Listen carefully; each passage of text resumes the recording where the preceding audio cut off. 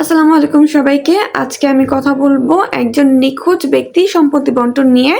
আমরা একজন নিখোঁজ ব্যক্তিকে কতদিন পরে নিখোঁজ বলে ঘোষণা করতে পারবো এবং তার জন্য কতদিন পর্যন্ত অপেক্ষা করা উচিত সে বিষয়ে কথা বলবো আজ।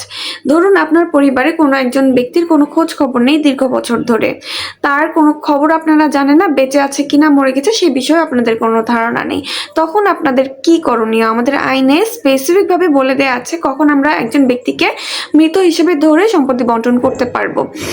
কোন একজন ব্যক্তি যদি টানা 7 বছর ধরে নিখোঁজ থাকে এবং ন্যাচারালি তিনি জীবিত থাকলে তার কথা যারা জানতে পারতো তারা তার কথা জানে না 7 বছর ধরে, 7 বছর পর্যন্ত, তাহলে ওই 7 বছর পর যেদিন থেকে ওই ব্যক্তি নিখোঁজ হয়েছে তারপরে 7 বছর পর ওই ব্যক্তিকে নিখোঁজ হিসেবে ধরে নেওয়া হবে এবং নিখোঁজ হিসেবে ধরে নেওয়ার পর উক্ত ব্যক্তির সম্পত্তি, উনি যদি বিবাহিত থাকে তাহলে ওই ব্যক্তি সম্পত্তি ওনাকে মৃত ধরে ওনার ওয়াইফ এবং ওনার বাচ্চাদের কাছে সম্পত্তি হস্তান্তর হবে।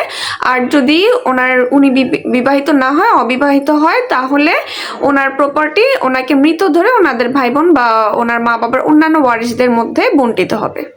ধন্যবাদ।